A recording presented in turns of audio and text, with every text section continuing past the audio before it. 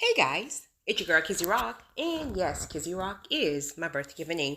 Happy Wednesday evening, guys. Want to say hey to all my subscribers, new as well as season. Got a word for you. Tap in. Happy Wednesday evening, guys. I want to talk to you guys about two things. One is something that just dropped in my spirit when I was thinking about someone, a comment that they made on my YouTube channel. Something dropped in my spirit that led me to speak about your kingdom partner, your kingdom spouse, man or woman, could potentially be under attack. So I want to speak about that. And second, I want to speak about how do you know if God is pressing upon you to relocate? This was a conversation I was having, and someone is they're struggling. They're going back and forth with, is it God? Is it not God? And she's just not sure if God is asking her to relocate. I want to start with that. Okay, so here's what I've discovered. When God is calling you somewhere or to do something, there's just like this constant nudging. It just doesn't leave you. He will send confirmation after confirmation in different ways. It's almost like he's going to just get it to you through any source, any vessel, and you can try to ignore it, but it will keep coming back to you. He will keep confirming it over and over. Also, if you already feel like you've heard from God, but you're kind of dragging your feet for your own personal reasons, maybe you're just fearful, maybe you just don't want to relocate because you don't know why. He's just telling you to move, but you don't know why. Sometimes God will start to dry everything up, meaning he will snatch the rug from you to the point that you have no choice but to leave. So what does that look like in the fleshly sense? All right, let's just say wherever you are, right? You see no fruit there, but God is calling you to a place where there's going to be fruit for you, in whatever way that may be, right? There's fruit. But you're comfortable on a job that's just a dead end job, but it pays the bills, right? You're comfortable there. You don't know what's on the other side. Maybe you have a relationship that's been dead 157 years ago, but you're trying to hang on to it just because you're comfortable. Maybe you might be dealing with some insecurities, or maybe you feel like if you leave, you don't know if you're going to meet somebody else, all this other stuff. So there's a number of things that can be working against you in your own mind, your own flesh. So God calls you to lose that job. Right. And it's not, and I know people say things like, well, God is not a God of confusion. And I get all that. But let me tell you something, honey. God will allow some things to happen to get you on path. Because first of all, he know we're already struggling anyway. Right. So that whole job will close down on you. Right. They might choose to fire or let go 10 people. There could be 500 people there, but you're in that 10. Right. Or that relationship that you're so miserable in and you can't leave, God, he will allow the person to leave you. See, if you leave when he says leave, the ball is in your court. So it hurts, but it will hurt more when the person leaves you. So there's a number of things that it could be a situation where the people who you're staying for, let's just say it's a church family. Let's just say you don't have any family, you were adopted, and you just a church family adopted you and you love them, etc., etc. Something can happen within that church where it flips the whole church upside down and everybody's straight beefing. And somehow or another, your name got thrown in the mix and you were the innocent one. Everyone else could have been guilty. But you yourself, you were actually the innocent person. But now everybody flips on you and you're just like, I was the peacemaker. I was the one in the middle of the argument trying to offer people brownies and like, let's have a fish fry. And somehow something got twisted and then they all flipped on me. And your little heart is crushed because you're like, I'm so innocent in this. What happened? And you can't even explain it from a logical point of view because it's not logical, it's spiritual. God will take things and turn it upside down to get you on the path where he needs you to be. Period. So whatever the thing is that's keeping you tied up or whatever, God will make people leave you. He will start closing doors on you. You lose that job and you try to go and get 50 other in this same town, you will get none. But guess who will randomly call you? Somebody somehow got your number from wherever the place God wants you to be. Somebody call you and be like, girl, bro, I got a hookup. You ever thought about relocating? So he will keep pressing it upon you. So if you're struggling with, like, is it really God? I always tell people, just God will keep bringing it back to you. He will keep bringing it back to you. So just make sure you are paying close attention to your convictions. Be sure that you are still enough where you can really hear what it is that he needs from you. Kingdom spouses, kingdom partners. I say kingdom partners as well because, everyone is just not called to marriage. That could change, but kingdom partnerships is real as well, right? Just great kingdom partnerships or kingdom spouses. Sometimes, if you get still enough, you will hear God tell you to, versus you keep praying that God manifest this thing for you. Like, that's your only prayer. It's like, God, where are you? It's 15 years later. Now, you said I had a kingdom wife, and where is she? Where is she? Where is she? Right?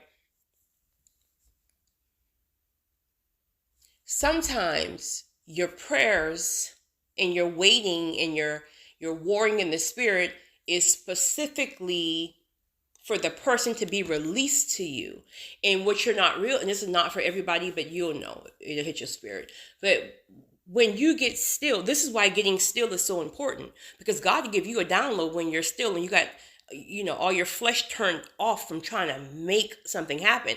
God will drop you a nugget in your ear. Like, this person is in bondage. This person is being attacked, and he'll show you how. What does that look like? Perhaps it could be an addiction that then crept up on your supposedly kingdom wife, right? She may have been clean from meth 87 years ago. And I'm so dramatic.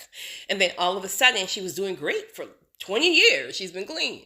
And all of a sudden, somebody got in her ear. All of a sudden, one temptation, and boom, she's back in full-blown addiction. The enemy have already set something up, use somebody to go and just tempt her, trigger her, caught her at the, at the time where maybe she wasn't as spiritually filled or whatever, and boom, full-blown addiction, under attack. Or that could look like witches and warlocks. Listen, friends, you got to understand, right? You're chosen, so you got this beautiful spirit, and we want to tend to think that everybody's spirit is just as great as us, and everybody do things the right way, and it's all pure, and everybody waits on the Lord. They wait on Jesus for Jesus' blessings. Listen, you got some people who are running to warlocks and witches and root doctors and psychics and all this other nonsense just because they're first of all soulless. They're desperate. And some people want to do things the fast way, so they think it's the fast way versus waiting on God. And so now that whole person that you're supposed to be standing for or whatever you got going on, this person caught up in a whole soul tie with a witch, a whole soul tie with a narcissist. Narcissists done mess around and got them back in bondage in all kind of ways. Sexual bondage, addiction bondage. They don't even realize it. Because remember, you're the one who's tapped in spiritually. And not to say that your kingdom partners are not tapped in spiritually. But listen, there's times where people can really know the Lord. But you get around the wrong people. These people now got your mind twisted back. And the Lord is the last thing you got to worry about. You're not even thinking about God. You're not even thinking about God. You so far caught up in the bondage or whatever that bondage is, that this fool, Satan, and send some beautiful woman or send some handsome guy with all this money and it looks so great and you think it's so great and it's chemistry. Not even realizing you are entertaining a whole witch, a whole warlock.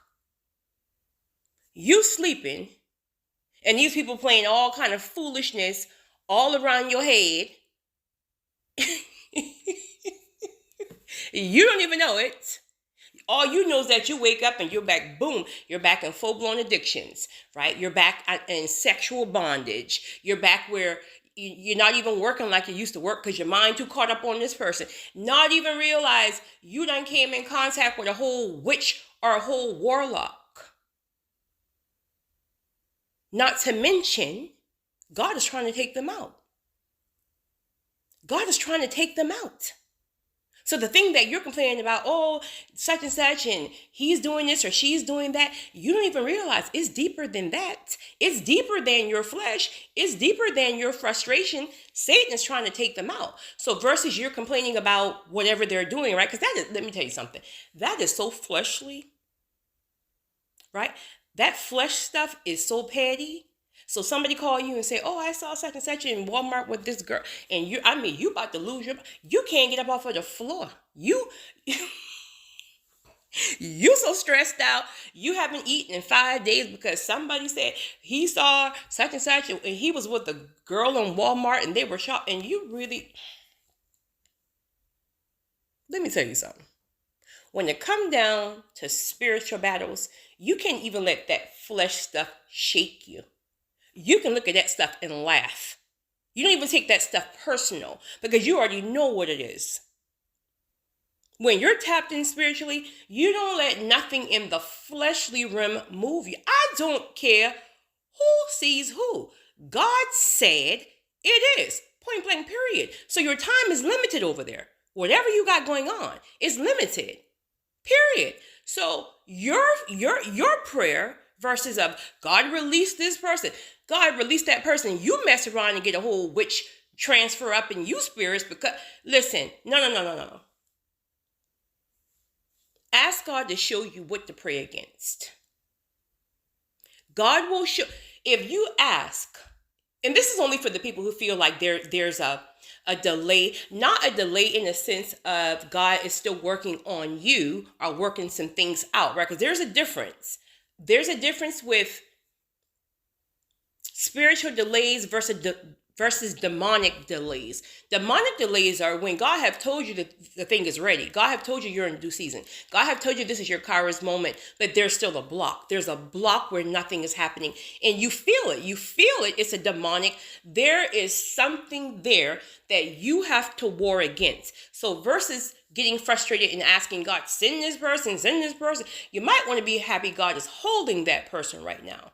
And so he can get up in there, right? And really do a work and free this person of some things that they may have come encounter with before he releases it to you. So instead of saying, God, bring this person tomorrow, God, show me if there's any demonic delays. Show me if there's any bondage. Show me if there's any spiritual attacks and demonic forces that they're dealing with. Show it to me.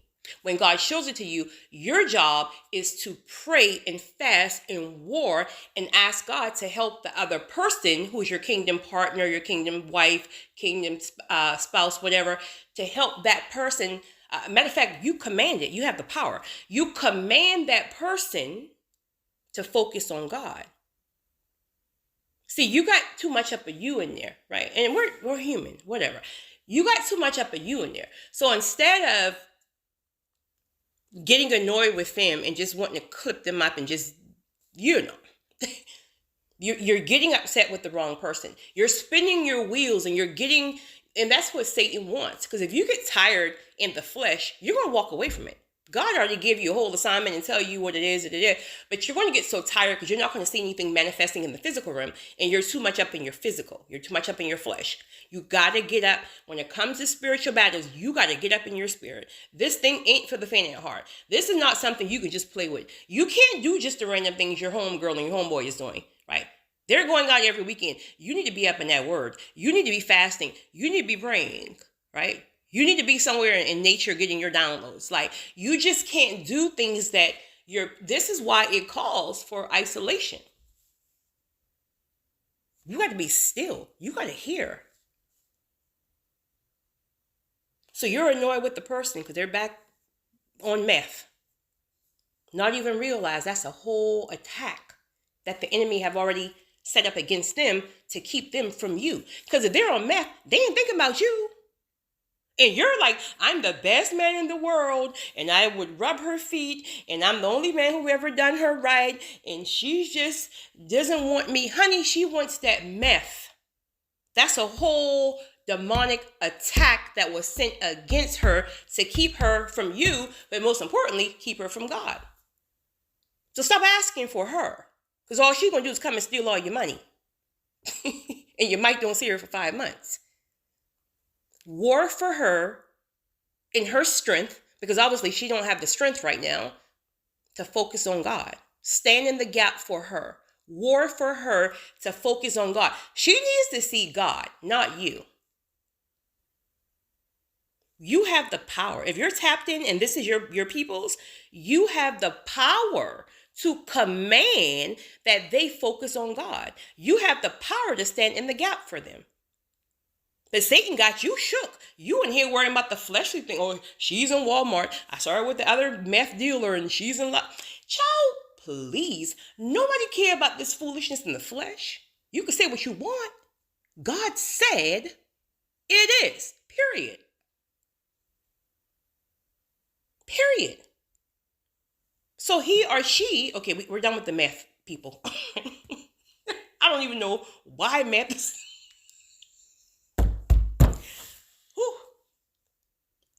Back to the witches and warlocks.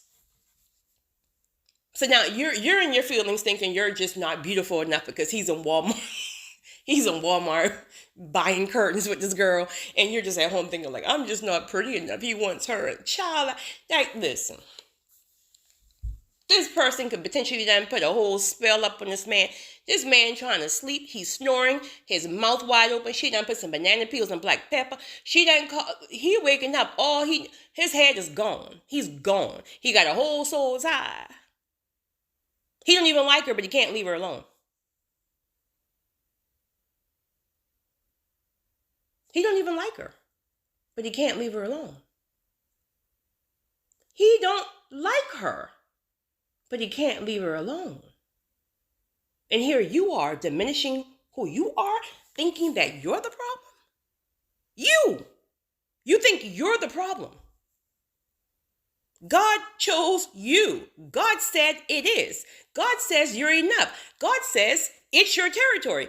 You're diminishing yourself. Maybe I'm not cute enough. Maybe I ain't thick enough. Maybe I'm not slim enough. Maybe I'm not light enough. You are everything. You are everything. But in order for you to command certain spirits to leave and dismantle, you got to know who you are. You got to know what you carry. Don't call me about no, you see him and no, I don't care about him being in no Walmart. Child, I'm worn up in the spirit. That's temporary, period. I command he focus on the Lord because God is going to eventually show him what it really is. So don't worry about what's taking so long. God may be saving your life, your whole life. Stop worrying for a person. That's borderline. Is it witchcraft or is it I never said that word. Idolatry? Whatever. That's borderline. I guess that would be witchcraft. That's borderline witchcraft because you're trying to make something happen. You can't. We as human beings, we can't make nothing happen. Zero. Absolutely zero happen. I know a lot of people with this new age stuff, they believe they can manifest.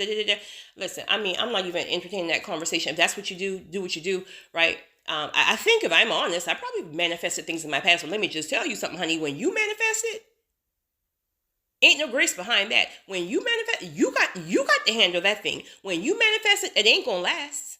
It ain't no longevity behind that. That's just your hard work, determination, et cetera, et cetera, et cetera. Okay, cool, whatever. I'm speaking about God-given blessings. You ain't manifesting nothing. You got a part to play. But it's God who will manifest the blessing for you. But you have a part to play. You ain't gonna manifest it.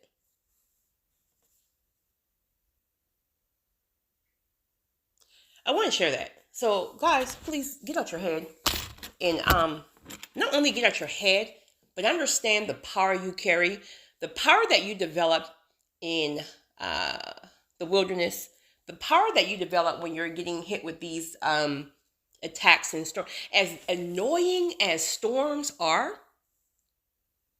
you can't deny from each storm you went through, there's a power that comes behind it. And God starts to show you more and more who you really are. But you're not normal. So you just can't be out here wasting time and just burning time doing things that normal people do. You got to get serious. You got to get up in that word. You got to get up in some nature. You got to fast. And fast is not always food, right? You got to fast. You got to cut some folks off. You're going to have to let your heart break. You're going to have to get lonely, right? You're going to have to allow God to just pour into you. Empty out your flesh and allow God to fill you up in the spirit. You have a power to command your season. Not your season, but your not your season, to command your promises in the right season. You can be in the whole Kairos moment, a whole due season, but you still got to demand certain things. You just can't just sit there and do nothing, because again, Satan is just not going to let certain things go. You're in due season, but the difference is you now have the power, where before you were a little insecure. So it's kind of like, right. But no. In due season, if I touch it, it's mine. In due season, if I said it, it is, because God said it. And if God said it, it is. I don't care about what I see. God said it, it is. Point blank, period. Get out my way. Period. So the difference in due season is, yeah, you still got to go through some things, but you got the power now. You have the right to command. You have the right to remove. You have the right to rebuke, period, on sight. Move.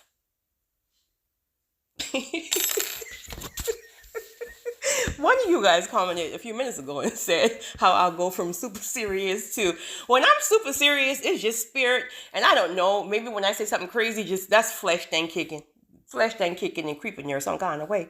Right. But I just wanted to share that. You guys have a great evening. Have a great night. It's your girl, Kizzy Rock.